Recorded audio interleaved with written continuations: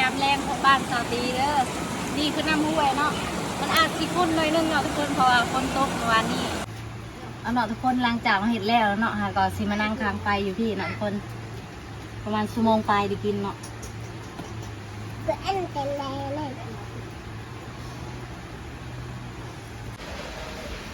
กล้องมันอาจสิบซับเนาะทุกคนเพราะว่ามันมืดแล้วขออภัยเนาะทั้งมืดทั้งห้อนแหละนี่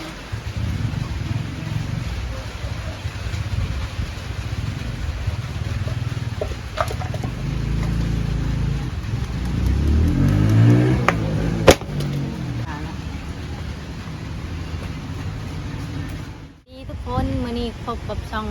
น้องตีสาวเทปนอีกแล้วเนาะมื้อนี้สาวตีพาทุกคนมาเฮ็ดเมนูแบบแซ่บๆแบบเมนูง่ายๆของพื้นบ้านสาวตีเนาะทุกคนนั่นคือลามปลาทุกคนเดี๋ยวเราซิมาตัดกระบังไม่พางเนาะทุกคนนี่สาวตีจะตัดออกจากปลาเนาะกระบังไม่พางเนาะเพราะว่าเขาสตาร์ทตัวนี้มันหอมเนาะทุกคนให้เฮ็ดให้อาหารความแซ่บลายขึ้นเนาะแล้วก็หอมพร้อมมาสตาร์ทเลยเนาะบัดเดียวมาคนตัดเลยโอ้ครับคนนี่เนาะเอาคันเฮาบ่ถึกใจผู้ใดเฮาก็แต่งแทงตาเลยเนาะ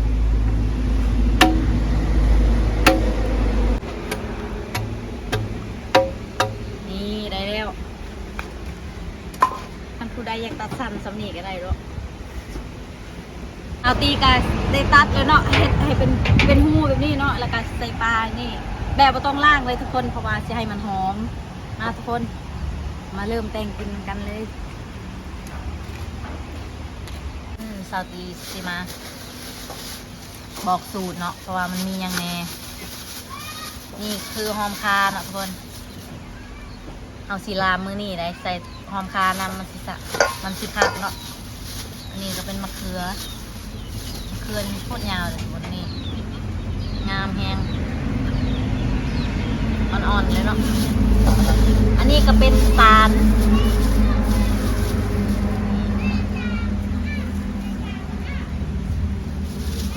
สูตรเด็ดคือขาดอะไรเนาะมันจึงนัวนี่ปลาดุกเนาะเด็ด3 โตเมื่อนี่สาวตีไปซื้อของกินเนาะคนเพราะว่าเมื่อเตส่วนมันต้นเนาะเมื่อนี่ออกเสียยามันต้นก็เลยเมื่อยแห้งเนาะก็เลยบ่ได้ออกไปหาของกินในป่าเนาะคนอยากกินแล้วหน่อไม้เนาะพักผ่อนมื้อนี้กินปลา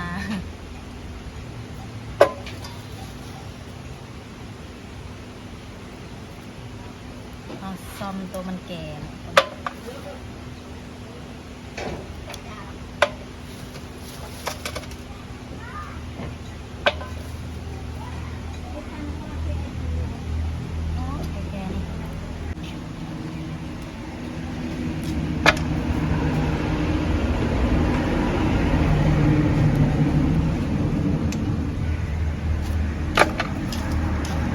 นี่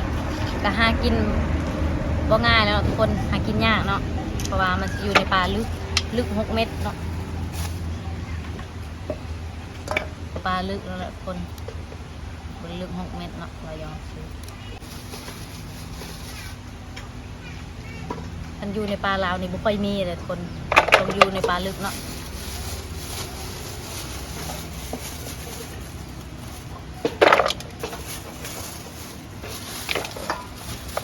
10 คันเลย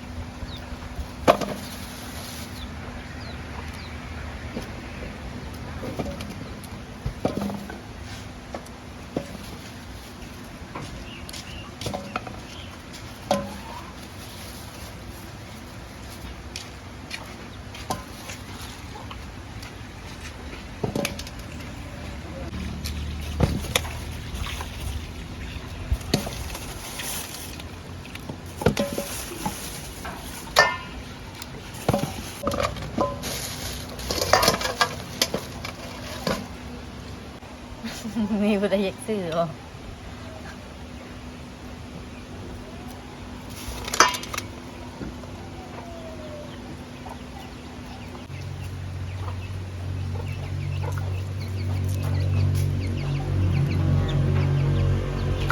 หอมหอมนะคนวันนี้บอกข้าวแหละปลาว่ามีของสมุนไพรแหละค่ะของธรรมชาตินี่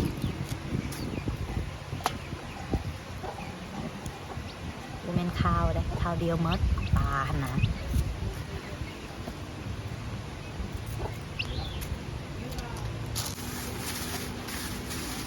นี่คนเขาก็ใส่ประมาณนี้เนาะนี่มาคนเขาก็ซีล่างแล้วก็ที่เอาใส่ปลาออกแล้วก็เขาก็ซีล่ามเลยเนาะ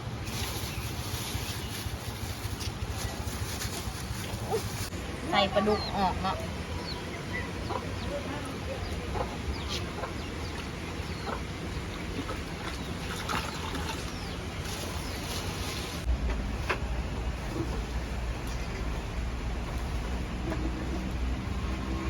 เดี๋ยวซาตีสภาทุกคนมาเก็บมักเทศดิบเนาะแล้วก็เอาใบโพสีไทยเนาะคนเอาไปยัดปากมันเนาะแล้วก็ให้มันห่อนไว้มันสุกไว้นั่นเองเนาะนะทุกคน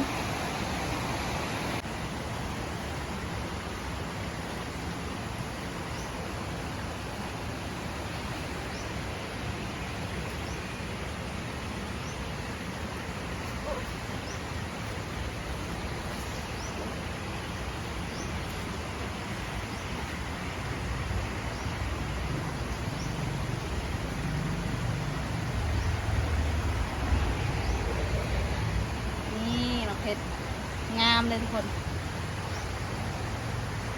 แดงจึงครึ่งอยู่เนาะไปเอาใบโหสิไข่ใบโหสิไข่นี่แหละ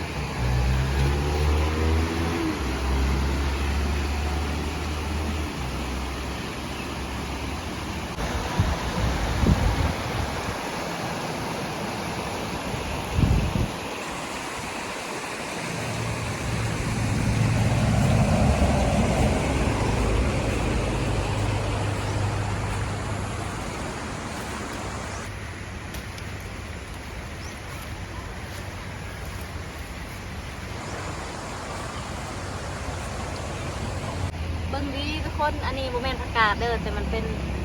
ผักอย่างเพิ่นผักเบาเนาะหรือว่าผักที่กินบ่ได้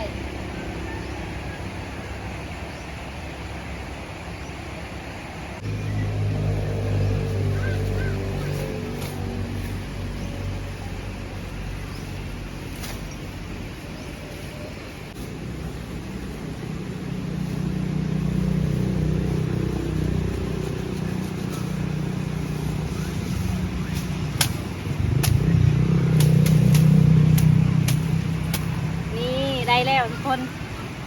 สำนีกับพ่อแล้วเนาะ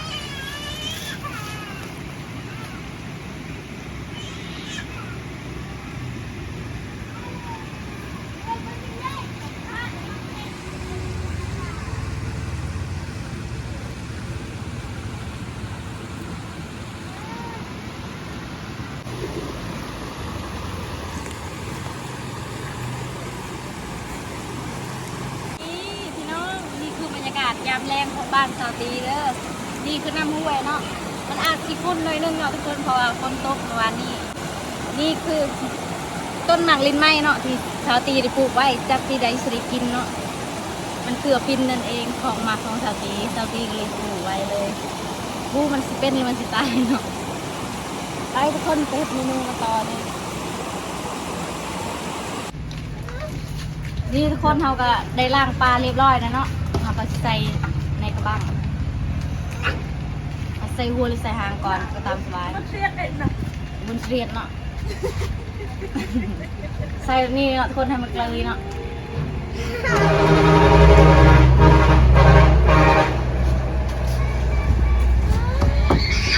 เอามันเกลือเลยทุกคนนี่เนาะทุกคนเขาก็ใส่ปลาเป็นโตเลยเนาะซิบตัดเนาะแล้วเขาก็ใส่นี่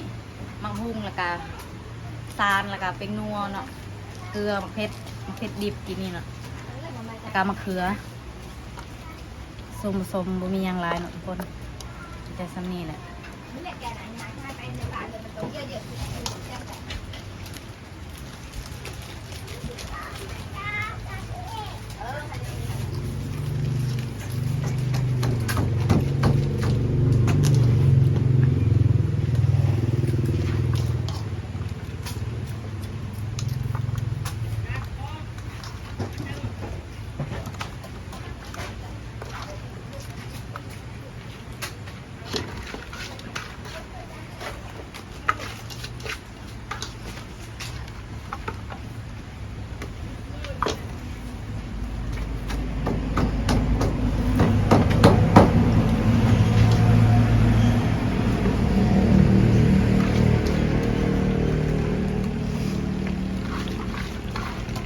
ใส่เกลือต้องเกลือแต่ฮะ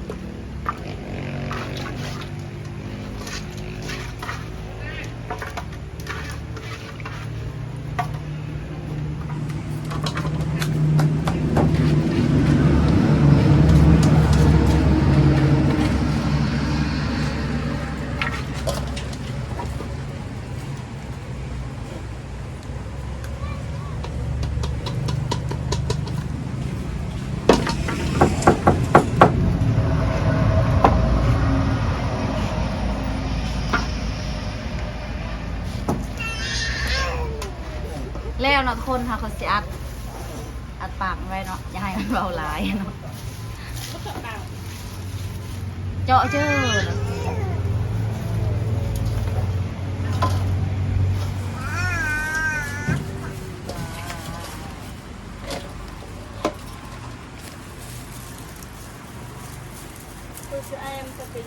โอ้โหเรียบเลยอ่ะบะบอยแล้วไง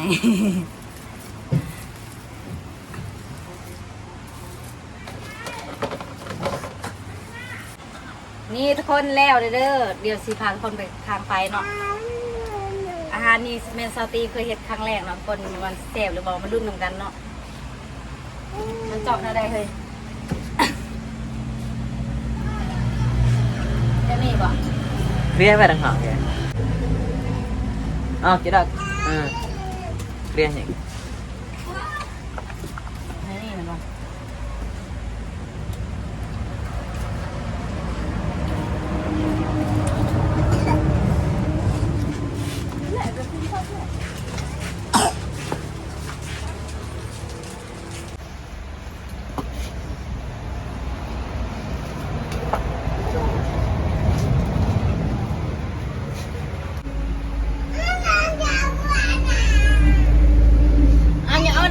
อันมึงชุบแก้วเอาเนาะทุกคนหลังจากเราเห็ดแล้วเนาะค่ะก็สิมานั่งค้างไฟอยู่พี่เนาะทุกคนประมาณชั่วโมงไปได้กินเนาะ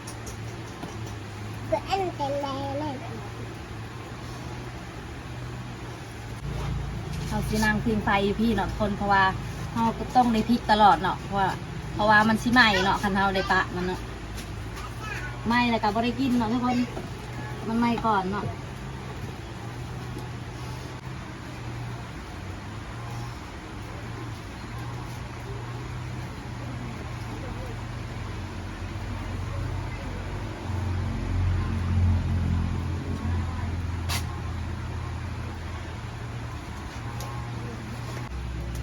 เมนูมื้อนี้คือแปลกเนาะทุกคนละกันสิมาเบิ่งตอนสุกเนาะว่ารสชาติมันสิเป็นจังใดเนาะคนสิแซ่บหรือบ่เพราะว่าบ่เคยกินเนาะเป็นครั้งแรกเนาะเพราะว่ามันคือเมนูพิเศษมื้อนี้มีปลา2โตวเนาะ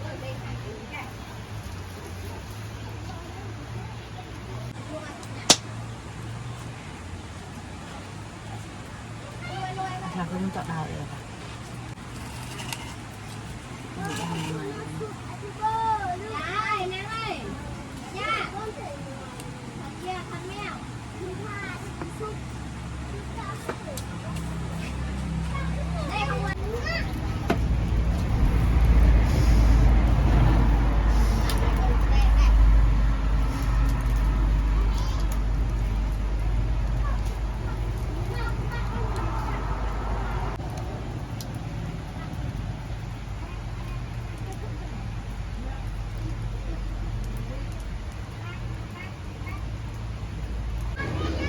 อาหารมื้อนี้ก็อาหารเป็น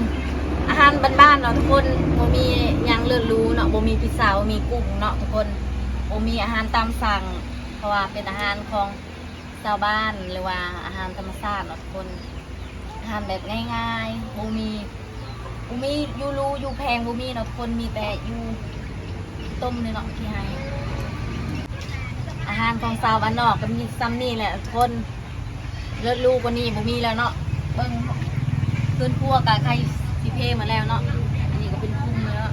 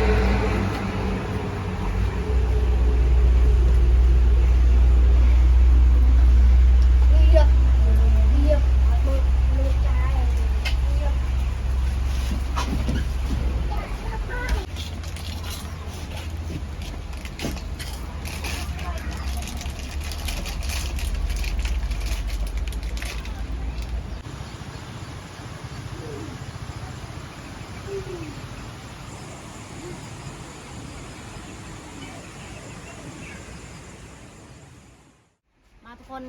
ใส่สุกเนาะค่ะก็ใส่ผักนี่เนาะทุกคนเป็นผักหอมป้อมเนาะนี่เนาะพี่น้องค่ะก็สิยัดผักใส่เลยเนาะทุกคนเพราะว่ามันสิสุกเลยเด้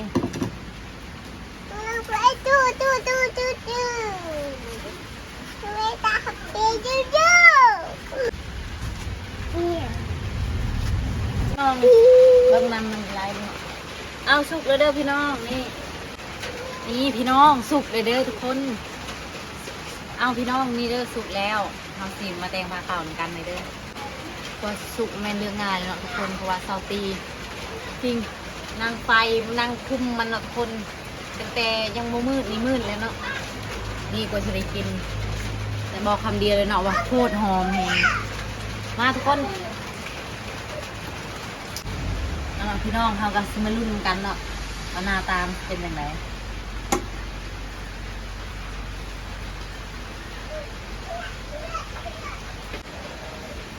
กล้องมันอาชีพทราบแล้วทุกคนเพราะว่ามันมืดแล้วขออภัยเนาะทั้งมืดทั้งห้อนแหละมันเนี่ย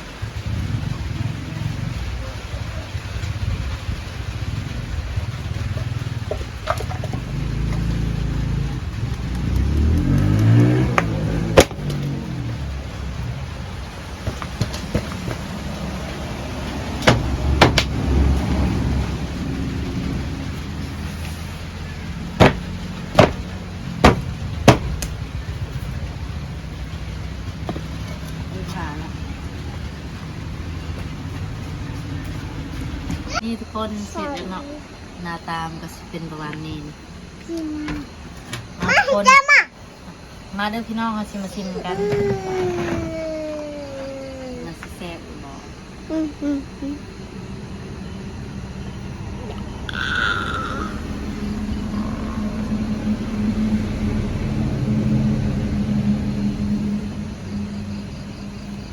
แซ่บ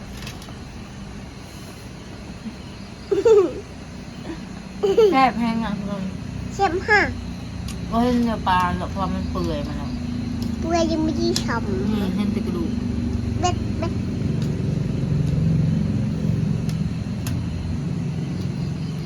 นี่เนื้อปลา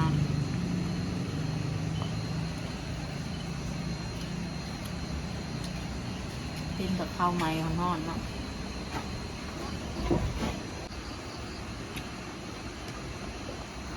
วันนี้ชาตีกินข้าวคนเดียวเนาะคนงามแห้งเนาะ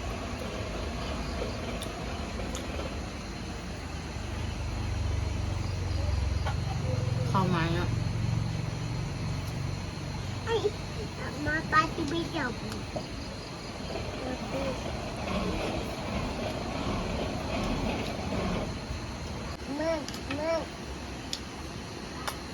เนี่ยก็มะเขือ